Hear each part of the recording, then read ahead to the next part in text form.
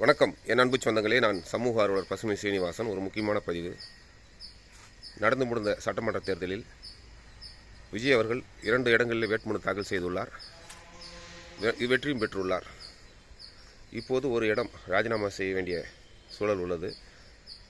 ஆகையால் இந்திய தேர்தல் ஆணையத்துக்கு ஒரு முக்கியமான கோரிக்கை இந்த நேரத்தில் வைக்கிறோம். தன் சொந்த சுயநலத்துக்காக 2 இடங்களில் வேட்புமனு தாக்கல் செய்து வெற்றி பெற்ற பிறகு ஒரு தொகுதி ராஜினாமா செய்யும் போது அந்த தொகுதி காலியாக அறிவிக்கப்படுகிறது. மீண்டும் அங்கே தேர்தல் நடத்த வேண்டிய சூழல் உள்ளது. இதனால் மக்கள் பணம் விரைவு ஆகிறது. அதேபோல் வெளியூரிலிருந்தும் வெளிநாட்டிலிருந்தும் பல பேர் வாக்களிக்க வந்துள்ளனர். இவர்களை மீண்டும் வர வைக்க முடியுமா? ஆக இதையெல்லாம் தேர்தல் ஆணையம் காலம், நேரம், கோடிக்கணக்கில் பணம் செலவு, அதிகாரிகள் வரவழைப்பு இதையெல்லாம் கருத்தில் கொண்டு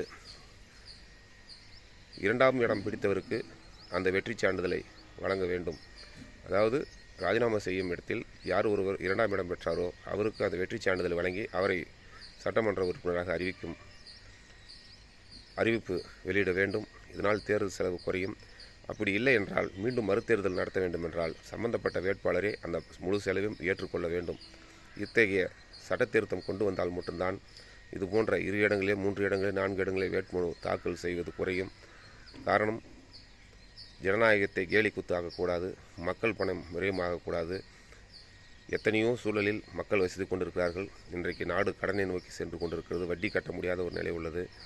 இந்த சூழ்நிலையில் இவர்களுக்கு சொந்த சுயநலத்துக்காக 2 இடங்களில் வேட்புமனு தாக்கல் செய்வது, ஒரு இடங்களில் ராஜினாமா செய்வது, மீண்டும் அங்கே தேர்தல் நடத்தி மக்களை முட்டாளாக்கி மீண்டும் அவர்கள் அரவணைத்து வாக்களிக்க வேண்டிய ஒரு நிலை உள்ளது.